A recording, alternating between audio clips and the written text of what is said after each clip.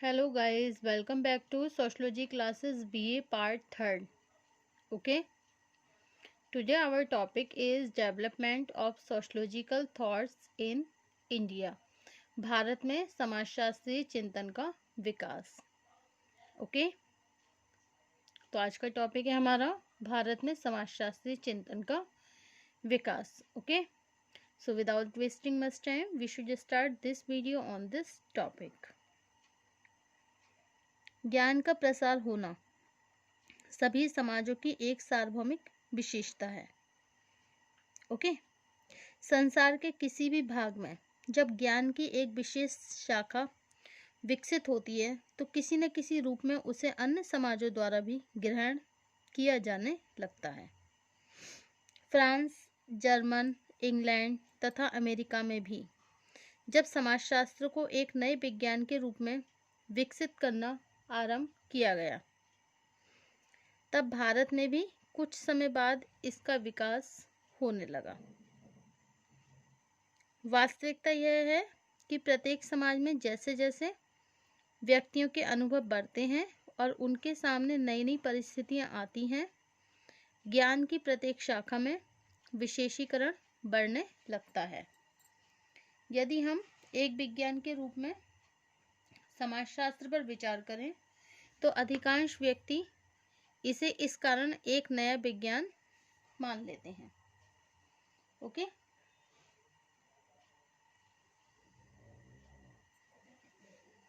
कि इसके आधुनिक रूप का निर्धारण हुए अधिक समय व्यतीत नहीं हुआ. इसके बाद भी यह ध्यान रखना आवश्यक है कि समाजशास्त्र मुख्य रूप से सामाजिक संबंधों, सामाजिक प्रक्रियाओं तथा सामाजिक ढांचे का अध्ययन करने वाला विज्ञान है. समाज के इन पक्षों का अध्ययन भारत में आज से बहुत पहले से होता आया है. इस दृष्टिकोण से समाजशास्त्र का आधुनिक रूप भले ही अधिक पुराना ना हो, लेकिन इसके विकास का इतिहास हजारों वर्ष पुराना है. इस प्रकार यह आवश्यक है कि भारत में समाजशास्त्रीय चिंतन के विकास को ऐतिहासिक परिप्रेक्ष्य में देखने के साथ ही वर्तमान में इसके विकास से संबंधित प्रवृत्तियों को समझा जाए. ओके, भारत में समाजशास्त्र के विकास के इतिहास को अनेक स्तरों में विभाजित करके समझा जा सकता है. यह स्तर विभिन्न विद्वानों के अनुसार भिन्न भिन्न हो सकते हैं, लेकिन अध्ययन की सुविधा के लिए यह आवश्यक है कि भारत में समाजशास्त्र के विकास को 4 मुख्य भागों में विभाजित करके स्पष्ट किया जाए. इन्हें हम अनौपचारिक स्थापना का युग, समाजशास्त्रीय चिंतन के उदय का युग, औपचारिक स्थापना का युग तथा व्यापक प्रसार का युग कह सकते हैं. ओके,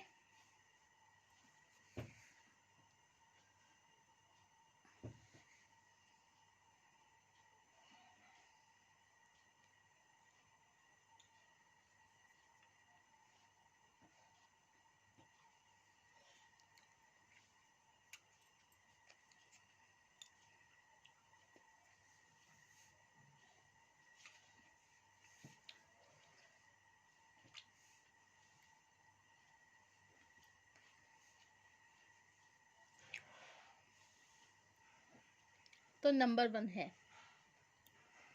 भारत में सामाजिक चिंतन के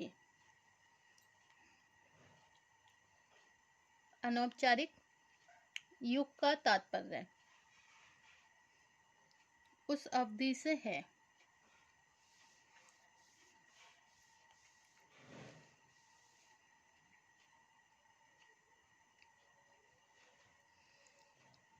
जब यहाँ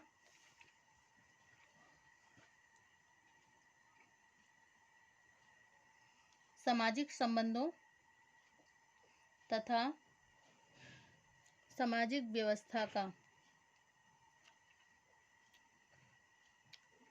व्यापक अध्ययन होने के बाद भी ऐसे अध्ययन वर्तमान समाजशास्त्रीय सिद्धांतों से प्रभावित नहीं थी।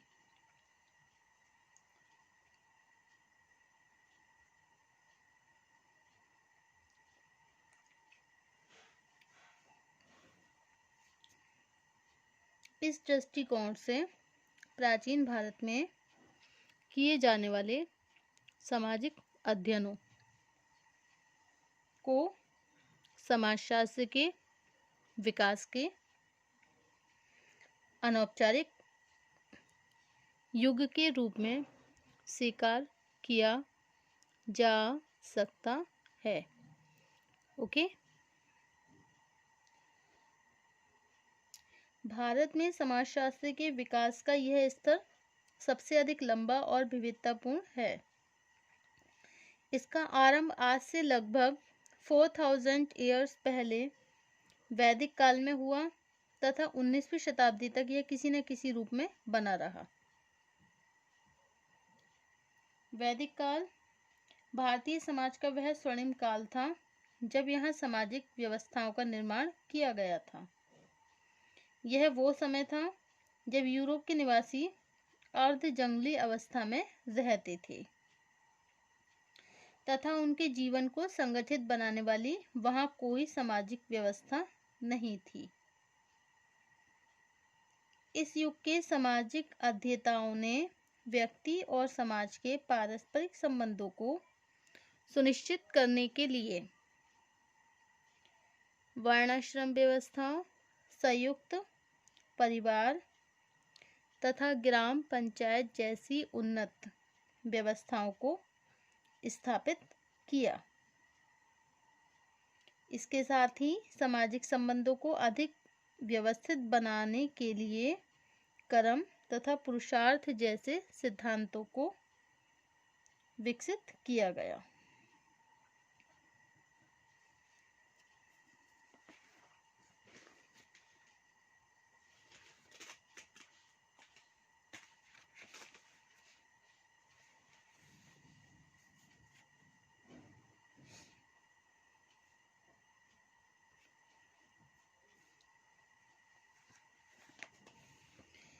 ईसा से लगभग 300 वर्ष पहले मौर्य युग में कौटिल्य ने अपने ग्रंथ अर्थशास्त्र की रचना करी।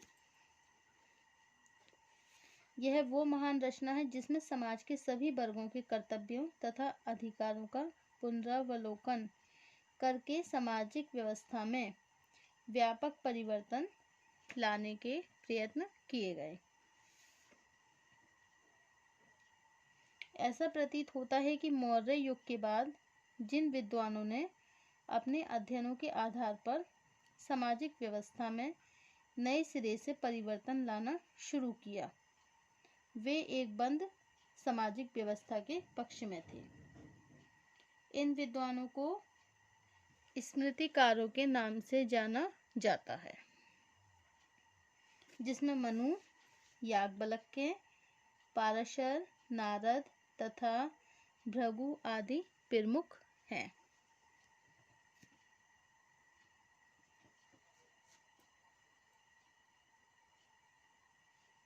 यद्यपि इन सभी विद्वानों ने अपनी अपनी स्मृतियों के द्वारा व्यवहार के एक दूसरे से कुछ भिन्न नियम निर्धारित करें, लेकिन इन सभी रचनाओं में मनु के द्वारा लिखित मनु स्मृति वह सबसे प्रमुख पुस्तक है। धर्म के आधार पर भारतीय समाज को एक नया रूप देने का प्रयत्न किया गया। आज अधिकांश व्यक्ति मनुस्मृति को एक असमताकारी, असमानताकारी और पक्षपात पूर्ण रचना मानते हैं। लेकिन यह संभव है कि मनु ने उस समय व्याप्त सामाजिक अस्थिरता को समाप्त करके एक बंद सामाजिक व्यवस्था का पक्ष लिया।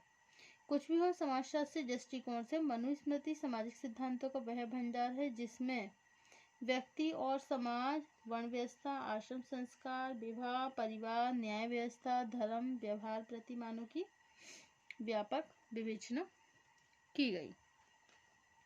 मनु ने यह समाजशास्त्री सिद्धांत स्वीकार किया कि व्यक्ति संपूर्ण सामाजिक व्यवस्था के अधीन है तथा सामाजिक व्यवस्था से पृथक रहकर इसका कोई अस्तित्व नहीं है। यही वह विचारधारा है जिसे वर्तमान समाजशास्त्री समाज की सावयवी विचारधारा भी कहते हैं। ओके, अब नेक्स्ट है आपका समाजशास्त्रीय चिंतन के उदय का युग, era of emergence of sociological thinking. Okay, Bharat में ब्रिटिश राज के अंतर्गत होने वाले परिवर्तन एवं भक्ति काल के समाज सुधार आंदोलन के प्रभाव से समाज में एक ऐसी नई दशा पैदा हुई जिन्हें हम भारत के लिए पुनर्जागरण काल कह सकते हैं। ओके,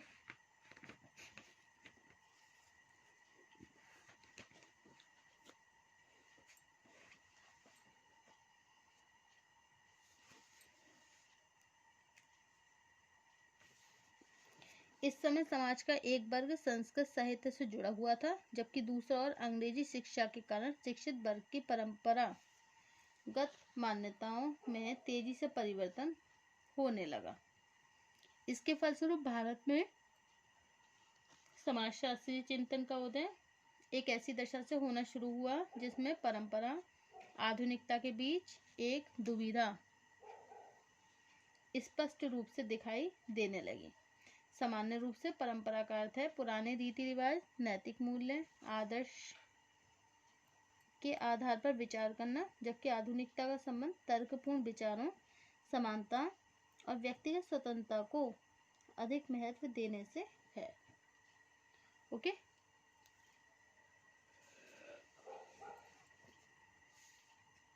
ऐसे इसमें नंबर 3 आता है औपचारिक स्थापना का युग, era of formal establishment. Fourth है एरा ऑफ वाइड एक्सपेंशन, व्यापक प्रसार का युग। ओके, तो भारत में आज समाजशास्त्र का विकास जिस तेजी के साथ हुआ उसके आधार पर यह आशा की जा सकती है कि भविष्य में होने वाले शोध कार्यों की सहायता से यह विषय और अधिक लोकप्रिय तथा उपयोगी बन सकेगा। नेक्स्ट टाइम पे हमारा नेक्स्ट टॉपिक होगा भारत में समाजशास्त्र के विकास की प्रवृत्तियां क्या है, trends of the development of sociology in India, मतलब भारत में समाजशास्त्र के विकास की प्रवृत्तियां। Okay, thank you for watching my YouTube channel. Thank you so much guys.